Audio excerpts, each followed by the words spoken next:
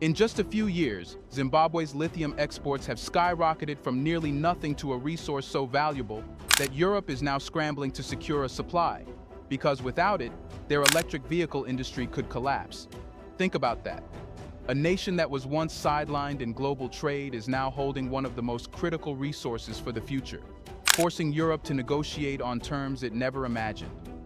How did Zimbabwe rise so fast in the lithium game? And what does it mean when an African nation suddenly holds the key to Europe's energy transition? Here, we would like to take a moment and thank you for supporting us and being a valued part of our strong community. And if you are not yet a member, we encourage you to join us and help build an even stronger community together. Let's get started.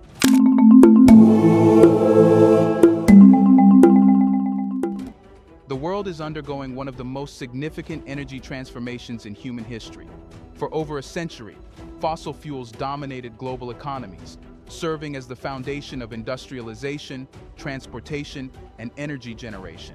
But now, as the environmental consequences of carbon emissions become undeniable, and as climate policies tighten, the world is aggressively pivoting away from oil, coal, and gas toward renewable energy sources like solar, wind, and hydroelectric power. At the core of this transition is a single, indispensable mineral: lithium. It has been called the white gold of the 21st century, and for good reason. Lithium is the backbone of the clean energy revolution, powering everything from electric vehicles, EVs, and grid-scale energy storage systems to smartphones, laptops, and cutting-edge defense technologies. Without lithium, this transition is dead on arrival. It simply cannot happen. The demand for lithium has exploded over the past decade, driven largely by the global push to replace petrol-powered cars with EVs. Leading automakers such as Tesla, Volkswagen, and BMW are racing to ramp up production of electric cars, but all of them face a common, looming problem. There simply isn't enough lithium to meet the world's needs. As governments across Europe and North America set aggressive zero-emission targets, demand for lithium is projected to increase by more than 500% by 2050. This isn't just a market shift, it's a geopolitical earthquake. For the first time since the dawn of the oil age, the world is witnessing a power transition over natural resources. In the 20th century, control over oil dictated global power structures, alliances, and conflicts. Wars were fought over oil fields, and nations that dominated oil production, like Saudi Arabia, Russia, and the US, held an outsized influence over global politics. Now, a similar dynamic is unfolding with lithium. Countries that control lithium resources hold the keys to the future, but unlike oil, lithium is not evenly distributed across the world. Instead, only a handful of nations possess lithium in significant quantities, and this scarcity is leading to a new form of resource competition, one that pits industrialized economies against resource-rich developing nations. For years, the big three of lithium production, Australia, Chile, and China, controlled nearly 90% of global lithium supply. Australia mined it, Chile extracted it from brine deposits, and China dominated the processing and refining industry. For years, the global lithium supply chain operated with a sense of predictability. Western nations sourced lithium from familiar suppliers, relying on Australia's well-established mining industry, Chile's abundant salt flats, and China's powerful refining capabilities. These arrangements allowed Europe and the United States to secure a steady flow of the critical minerals needed for electric vehicles, battery storage, and renewable energy expansion. But recent global events have shattered this stability, forcing Western economies to urgently seek new lithium sources before they fall behind in the clean energy race. Here's a reminder to please like and share the video and subscribe to our channel to watch more videos on Black culture, history, civilization, and identity. Let's continue now. The first major disruption came in the form of supply chain shocks triggered by the COVID-19 pandemic. Lockdowns in key manufacturing hubs caused massive delays as lithium shipments stalled and the flow of raw materials slowed to a crawl. Factories in China temporarily shut down, shipping routes became congested, and the price of lithium surged. European automakers, heavily reliant on a smooth supply chain, suddenly found themselves without access to the raw materials needed to keep up with rising EV demand. The vulnerabilities exposed by these delays signaled a deeper problem. Western nations had dangerously over-relied on a small handful of suppliers, without any backup plans in place. As economies recovered, another challenge emerged. Trade disputes and resource nationalism began to reshape global markets. In Latin America, where Chile and Argentina control some of the world's largest lithium reserves, governments began asserting greater control over their mining sectors. New policies were introduced to limit foreign exploitation, requiring more local ownership, higher taxes, and strict export restrictions. These changes, while aimed at ensuring that lithium wealth benefited local economies, created uncertainty for European and American buyers who had expected unrestricted access to these critical resources. Meanwhile, in Australia, where mining has traditionally been a stable industry, increased environmental regulations and rising operational costs made lithium extraction more expensive and politically complex. Western corporations, once accustomed to cheap and readily available lithium, were now facing a market where costs were rising, regulations were tightening, and access to supply was no longer guaranteed. But perhaps the most defining factor in this shifting landscape has been the intensifying US-China rivalry, which has placed Europe in a difficult position. China has steadily built a near monopoly on lithium refining and battery production, controlling an estimated 60% of the world's processing capacity. This dominance means that even when lithium is mined in Australia or Latin America, much of it still needs to be refined in China before it becomes usable for battery production.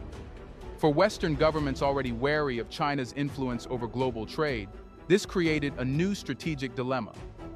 The US, in its effort to counter China's technological rise, has imposed restrictions on Chinese battery and semiconductor firms, pushing for a decoupling of supply chains. Europe, caught in the middle, now faces a major challenge. It desperately needs lithium to meet its climate goals, but it also wants to reduce its dependence on China. Europe is today 98% dependent on one country, China. Or take lithium. With established supply routes under threat from trade disputes, political instability, and escalating economic competition between global superpowers, European nations have been forced to look elsewhere for a stable and affordable lithium supplier. This is where Zimbabwe comes in. For decades, Zimbabwe was nowhere near the center of global energy discussions. The country was largely defined by economic turmoil, political instability, and Western-imposed sanctions, all of which crippled its ability to attract serious foreign investment. While it was known for its gold, platinum, and diamond reserves, Zimbabwe was overlooked as a player in the modern mineral economy. But today, the narrative has shifted dramatically. Zimbabwe is no longer just a country with mineral wealth. It is now sitting on one of the largest untapped lithium reserves in the world. With the demand for lithium soaring, Zimbabwe has become impossible to ignore. Zimbabwe's lithium reserves are primarily found in hard rock deposits, specifically spodumene and petalite ores. This makes Zimbabwe's lithium highly valuable because spodumene-based lithium is preferred for battery-grade lithium hydroxide production, which is in high demand for electric vehicles, EVs, energy storage systems, and advanced electronics. These lithium-rich deposits are concentrated in areas like Bikita, Arcadia, Zulu, and Kamativi, regions that have been rapidly expanding their mining operations as global demand intensifies. Companies from China, the US, and Europe are now racing to secure access to these deposits, recognizing that Zimbabwe holds the key to future energy dominance. For most of its modern history, Zimbabwe has been economically constrained. Western-imposed sanctions, particularly from the United States and European Union, severely restricted the country's ability to trade freely, access global financial markets, and attract foreign investment. Combined with political instability, hyperinflation, and economic mismanagement, these challenges left Zimbabwe in a constant state of economic struggle. But lithium changes everything. Unlike gold or diamonds, which Zimbabwe has traditionally relied on for export revenue, lithium is a future-defining resource. As the world shifts toward electric mobility and renewable energy storage, lithium has become as valuable as oil was in the 20th century. This means that, for the first time in history, Zimbabwe is in control of a resource that the world cannot afford to ignore. Less than a decade ago, no one would have imagined that Zimbabwe would be playing a crucial role in the global energy transition. But today, as Europe, China, and the US scramble to secure lithium, Zimbabwe is no longer on the sidelines. The world is now realizing that Zimbabwe is not just rich in resources, it is rich in leverage. The question is no longer whether Zimbabwe will be a major lithium player, it's how the country will use its newfound power to reshape its economic future. The reason for this sudden surge in interest is simple. Europe desperately needs lithium, and Zimbabwe has it in abundance. For years, European nations relied on a stable supply of lithium from Australia and South America, refined and processed in China. But as demand has skyrocketed and geopolitical tensions have intensified, this system is no longer sustainable. To sum it up, first, China has strategically limited lithium exports, prioritizing its industries. As the largest processor and refiner of lithium in the world, China controls more than 60% of global lithium refining capacity, making it an unavoidable bottleneck in the supply chain. This has left Europe vulnerable. Second, the push for greater supply chain independence has made it clear that Europe cannot afford to rely on a single source of lithium.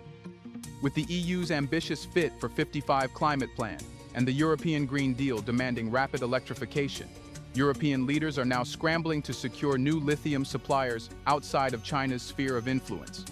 Third, supply chain disruptions due to the COVID-19 pandemic, global shipping crises, and geopolitical instability in Latin America have led to rising prices and uncertainty in lithium availability. European industries, especially EV manufacturers and battery producers, are feeling the squeeze.